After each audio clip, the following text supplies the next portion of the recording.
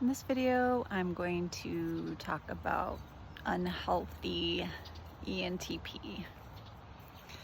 I think in this case it would be an Enneagram 3. It's my best guess. Definitely an ENTP.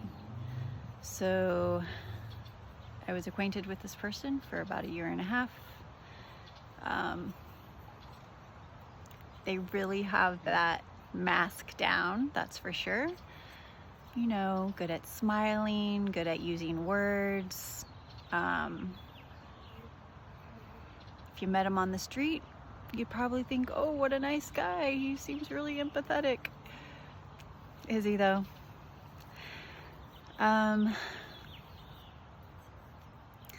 So some things I noticed was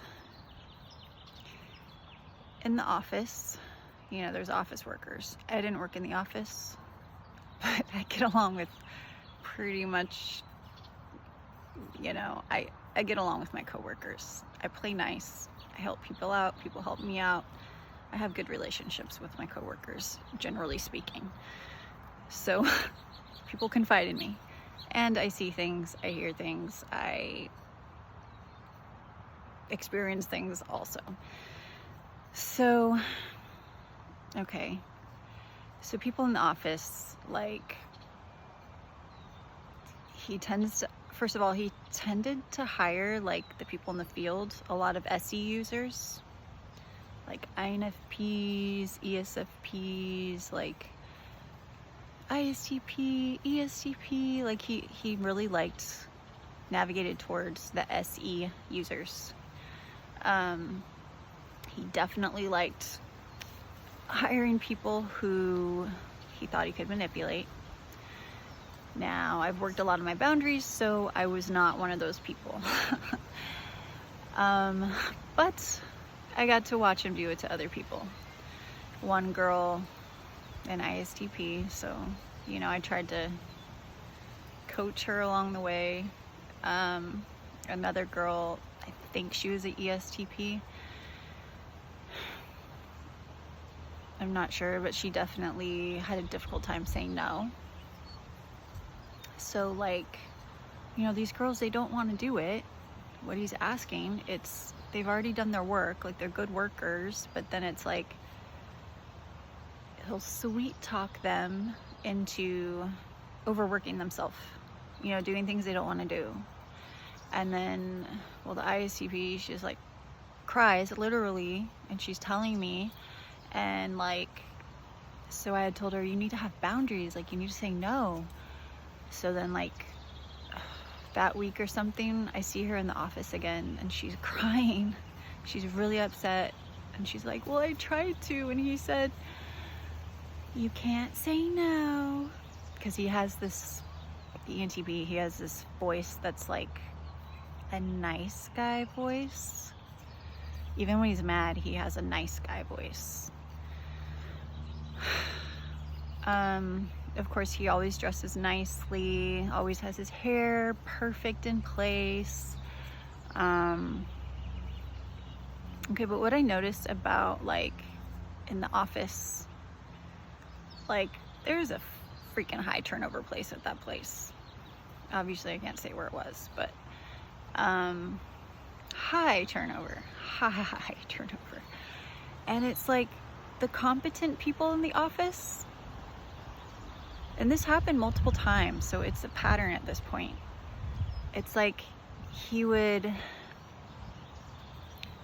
make it so they're the bad guy and then, like, find a reason to fire them or get rid of them in some way. Usually it was fire them. And yeah, I mean, it's happened too many times to be a coincidence. Like, we had an ESTP who started working there. She was 8, and I was just like, thank you. Like, finally, someone who knows what they're doing. Like, she's getting things done. She's gonna make this place better. She has ethics. But also, it's not my first rodeo. I've had an ethical boss before. I know that they get fired. I know that they do, because companies don't give a fuck about the employees. They don't give a fuck about people. People are just objects to them, and this ENTP, he wants to climb that ladder. So I've been told. So why wouldn't he be just like them? And this is all my own perspectives and opinions and observations. So take it as you want. So there's this one girl, my coworker, who, this was like, I don't know, 8 months ago. She was in this situation that she felt very unsafe. There was illegal activity going on. She was just like, I'm not going back there. She sends this long email, and the ENTP, he didn't respond. So I actually just had a conversation with her like a couple days ago. I'm like, did he even respond to that email? She's like, no, he never responded. 10 days after I sent that email, I called him and asked him, did you get that email? And what the ENTP told her was, oh, I sent it up the chain of command or something like that. Did you? Did you really? I don't think that was true. I mean, same thing happened with me when I sent an email about an issue. And he's like, oh, I sent that to HR. So a week goes by and I say, hey, just following up, blah, blah, blah. He doesn't respond. 2 days later, I say, sending this again, just copy pasted. He didn't respond. And then this other girl, she was a wayfarer.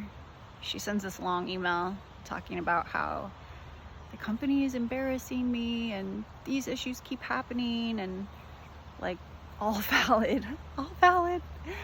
I mean, she quit the next day, but he responded to her within 5 minutes. So I know he saw my fucking email anyway.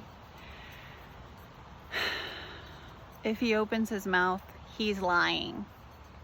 It's pretty much. He gaslights, he manipulates, it's just like, yeah. Okay, and then, so this is the thing I really noticed, and it has to do with SI inferior. So there's this ENFP that worked in the office. And there was a point in time where I was just like, okay, I don't know who to trust. Like, can I even trust this ENFP girl? Like, I don't know. Like, I don't know who to trust. Definitely knew I couldn't trust the ENTP, that's for sure. But then I figured out, like, oh shit, he doesn't like this ENFP because she's actually doing a good job and she's getting praise for it. She's competent. And so the ENTP, he like orchestrated her getting fired. Crazy. So it's like he's hiring all these incompetent people, I think, because he wants to look good. He wants to save the day. Oh yeah, I know the answer. Man, that is such a toxic environment. And if the company just got rid of him and put in someone like ethical, someone who works hard, someone who like actually cares about their workers, that place could have been so much better. So yeah, so what I'm noticing, because I know with myself as an ISTP, when I was really unhealthy, my FE inferior, like, how does that present itself? I used to get really needy and like gross. Yeah, and I just had to learn how to validate myself, love myself, because the inferior and the demon, they're on an orbit. So both those functions are super important for you to grow and heal. So I did a lot of reparenting work. Psychedelics helped a lot because it opened up the doorway to the healing. It made me, I mean, a lot of this stuff I was already aware of, but like the psychedelics helped rewire it way faster than I could do without it. So grateful for that. I have heard of people who have taken psychedelics and have a really bad experience. And my questions to them would be, well, okay, did you prepare properly?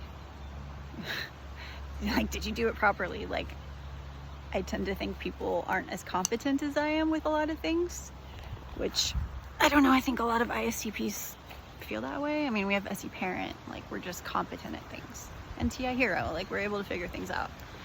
And I guess when I use FE to be too understanding, then it starts to like, I don't know, sometimes I can really come to really stupid conclusions just because I'm trying to be like understanding and compassionate and things. So part of my lesson, I need to really not do that, but be more balanced. Like, it's okay to have compassion for people and be understanding, but also like listen to my inner wisdom and like what's right. A bee. I've seen a lot of bees lately. I highly recommend using psychedelics if you do it correctly. Like, that's super important. And I guess the danger of promoting psychedelics is that there's a lot of dumbasses in the world who don't use it correctly. So that would be a really big danger, because you can really damage yourself, you can damage your mind if you don't do it right. So yeah, that sucks. But yeah, if you find like an honest, good quality shaman or therapist or something that does it, I'd give it a shot. But it's not just that, you also have to do the work. Like, if I just did that and was just for the experience and didn't also do the work, like, I wouldn't be where I am now, mentally and here. So take that into account. So yeah, these, how does Dr. Ramani call them? Narcissistic personalities? No, narcissistic, I forgot. Yeah, anyway, people that have a lot of narcissistic traits, let's say that, because I'm not a psychologist, so I can't diagnose anyone. I mean, they're basically children, you know? Like, what did Sam Backton say? From like toddler up until I think past 11, he said, maybe? Don't quote me on that, but basically they're children, so they're stuck in those like those child patterns. They're in adult bodies, but mentally they're children. So we're basically dealing with children all around, at work, at the gym, people who do not do the work. And we don't need to judge them. It is what it is. We all were children at some point. Some of us still are. I personally like tapping into my inner child that's healthy. But I did the work. And, you know, anyone watching this, just do the work and you'll heal yourself. It takes time, but you can do it. You are worth it. You are worthy. You are valuable. You matter. And it's not just, it's like you need to feel it in your heart. And if you can't, you have to do the action of it. You need to show yourself respect. And you can do the action even if you don't feel it. The feelings will come.